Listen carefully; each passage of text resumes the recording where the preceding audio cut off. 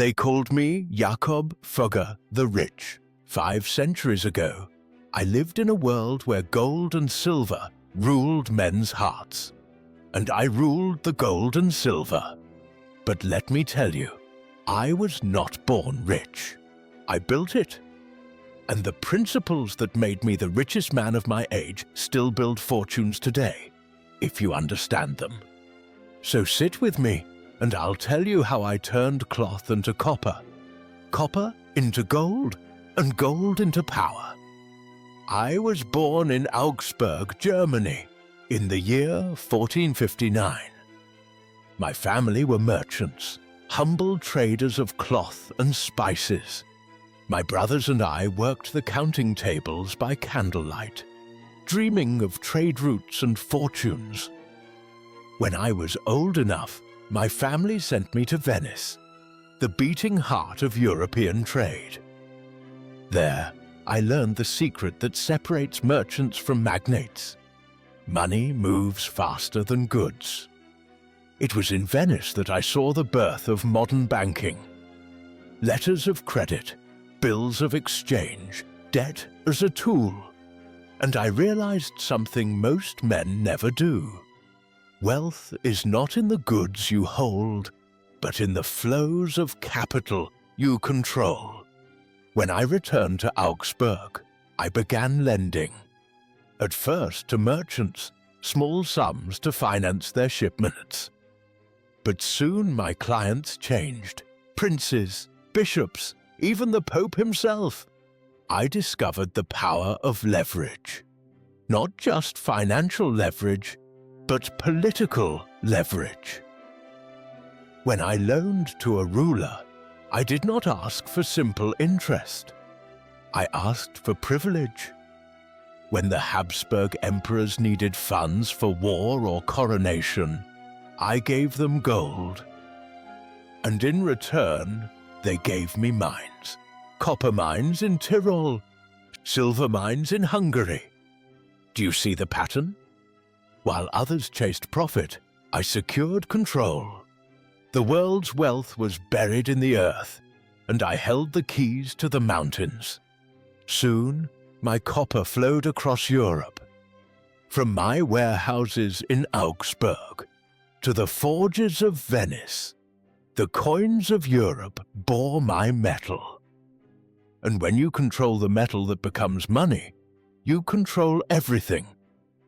My copper monopoly was not luck. It was strategy. I understood something timeless. Competition kills profit. So I bought mines, I financed rivals, and I merged their debts into my accounts. Until one day there were no rivals left, only Fugger Copper. It was dangerous, yes. People whispered that I was too powerful. Some called me greedy.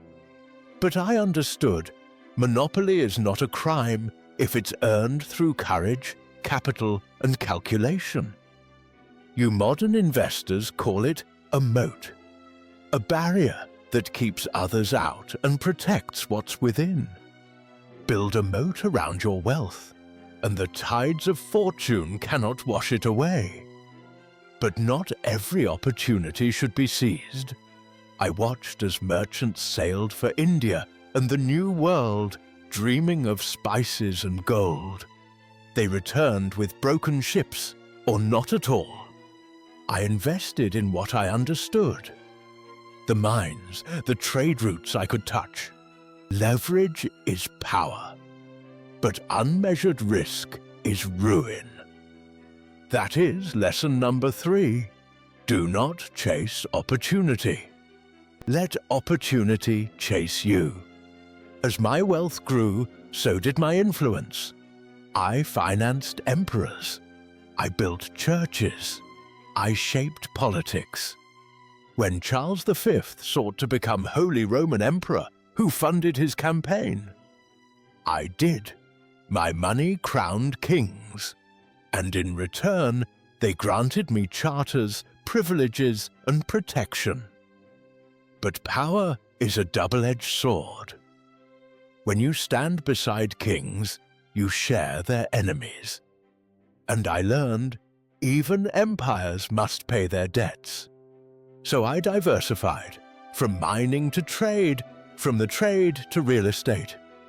And in my final years, I built what I am most proud of, the Fugger, a place where poor families could live in dignity for a single guilder a year. I believed that wealth unshared is wealth wasted. A fortune means nothing if it dies with you. Legacy, that is the final dividend.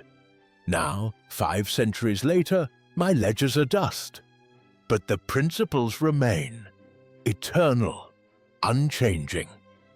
Let me speak plainly to you, the investor of today. Lesson 1. Leverage with purpose. Debt can be a prison, or it can be a lever. Use it to buy control, not consumption. Lesson 2. Build your moat. Whether in copper or code, control the bottleneck. Own what others depend on. Lesson 3. Manage your risk. Fortune favors the bold, but only the measured bold survive. Lesson 4. Think in centuries. I did not build for my lifetime, but for generations. Do the same. Lesson 5. Leave a legacy. Your wealth should outlive your name. Only then does it have meaning. I was born in a small merchant house. I died as the richest man Europe had ever seen. But my true success was not in the gold I held.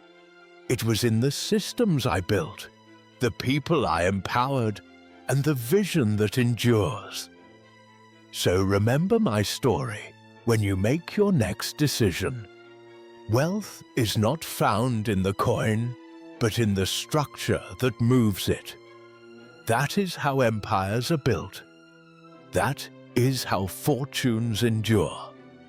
My name is Jakob Fugger, and I built the foundations of modern finance.